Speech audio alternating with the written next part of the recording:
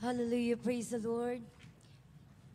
Pinakamataas sa pagpupuri, pagsamba ay tanging sa ating pinakamamahal na Panginoong Jesus po lamang. At ako po ay bumabati, dobleng paggalang sa ating beloved. At ako po ay nagbibigay ng dobleng paggalang sa ating beloved Honorable Evangelist Pastor Wildy Almeida. Sa mga di malilimutan turo at aral ng ating beloved Assistant Pastor Lina C. Almeida. At sa kanila po mga beloved children, good afternoon na rin po, maging sa inyo po mga minamahal na kapatiran, maging sa mga live webcast viewers. Hallelujah, praise the Lord. Ako po ay nagpupurito papasalamat sa ating pinakamamahal na Panginoong Yesus sa pagkakataon na ito na binigyan niya ako ng buhay at lakas at hininga na aking tangan sa mga oras na ito. Hallelujah, ibahagi ko lang po sa inyo mga minamahal. Ako po ay nagpapasalamat sa kagalingan na nakamtan ng aking beloved mother. Andiyan po na nakaranas po siya ng Bell's palsy. Last May po yun. Andiyan po na, noong time po na yun, hindi po namin siya kasama sa bahay.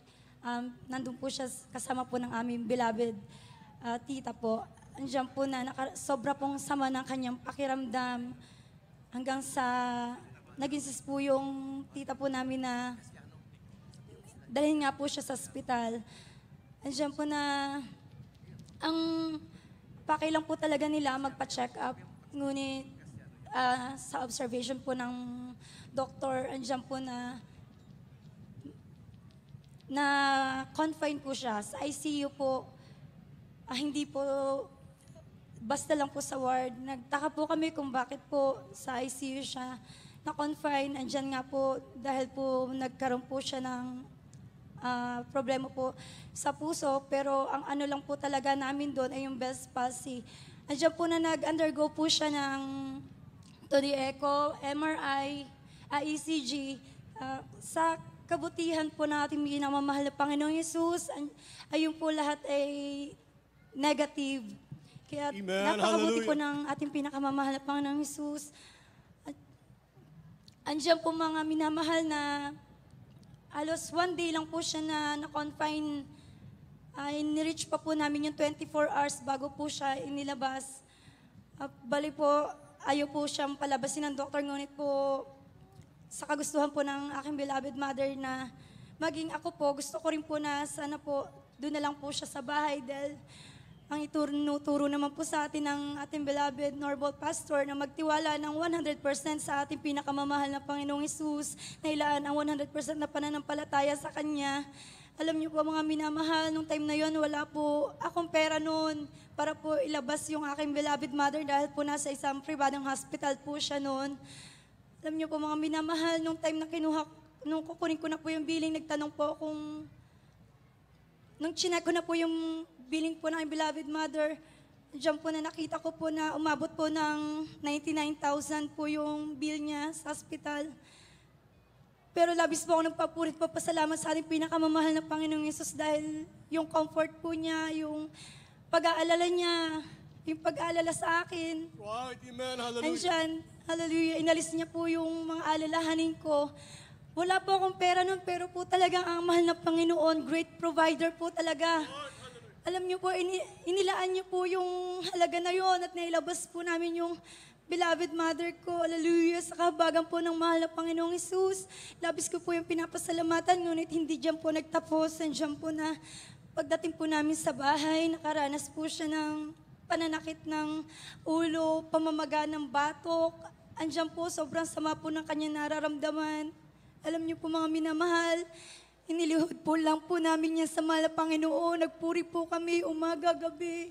Talagang sabi nga po, huwag tayong magkukulang sa panalangin. Alam niyo mga minamahal, instant, ibinigay ng mga mahal na Panginoong Hesus, yung kagalingan na yan. Right, hallelujah.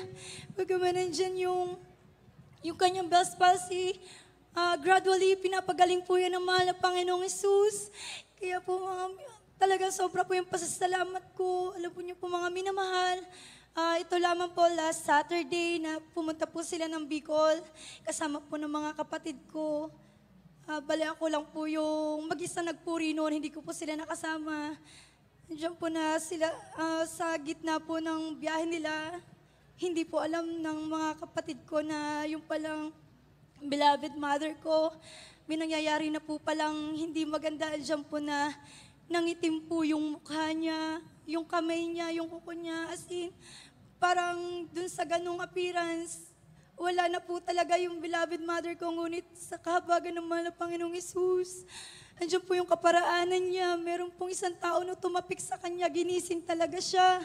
Hallelujah! Tunay po, napakabuti ng mahal Panginoon. Siya po nagbabalik ng buhay ng tao. Hallelujah!